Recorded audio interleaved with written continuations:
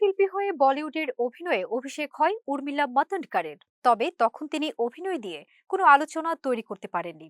আমির খানের বিপরীতে রঙ্গিলা নামের সিনেমায় অভিনয় করে তাক লাগিয়ে দেন উর্মিলা। এরপর জুদাই, সত্য, কৌন, পিঞ্জর, পেয়ার তুনে কিয়া কিয়া সহ আরো কয়েকটি সিনেমায় অভিনয় করে বলিউডের ইতিহাসে জায়গা করে নিয়েছেন তিনি। এই সাড়া জাগানো অভিনেত্রী 2014 সাল থেকে অভিনয়ের বাইরে। অভিনয়ে আড়াল হলেও নতুন জগতে গিয়েও দারুণ আলোচিত উর্মিলা। রাজনীতিতে নেমেছেন তিনি। নারী উন্নয়ন নিয়ে কয়েক বছর ধরে সোচ্চার এই অভিনেত্রী। প্রথমে যোগ দিয়েছিলেন কংগ্রেসে, এখন অবশ্য তিনি শিবসেনা নামের রাজনৈতিক দলের সদস্য। আজ বুধবার এই অভিনেত্রী ও রাজনীতিকের জন্মদিন।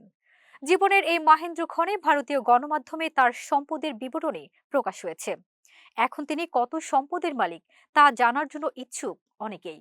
2019 সালে ভারতের জাতীয় রাজনীতিতে যোগ দেয়া উর্মিলার বর্তমান সম্পত্তির পরিমাণ 68.28 কোটি টাকা।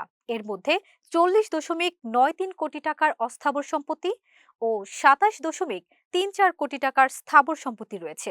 এছাড়া বিভিন্ন বন্ডে, মিউচুয়াল ফান্ডে প্রায় 28 কোটি টাকার বিনিয়োগ রয়েছে অভিনেত্রীর। স্থাবর সম্পত্তির মধ্যে 3টি ফ্ল্যাট রয়েছে। উর্মিলার হাতে রয়েছে 1.27 কোটি টাকার একটি হীরের আংটি। তার গাড়ির কালেকশন চোখে পড়ার মতো। মার্সিডিজ সহ বিভিন্ন ব্র্যান্ডের গাড়ি রয়েছে তার মালিকানায়। তবে সম্পদের এই বিবরণীর বিষয়ে এখনো নিজে থেকে কোনো ধারণা দেননি উর্মিলা মাতোন্ডকর।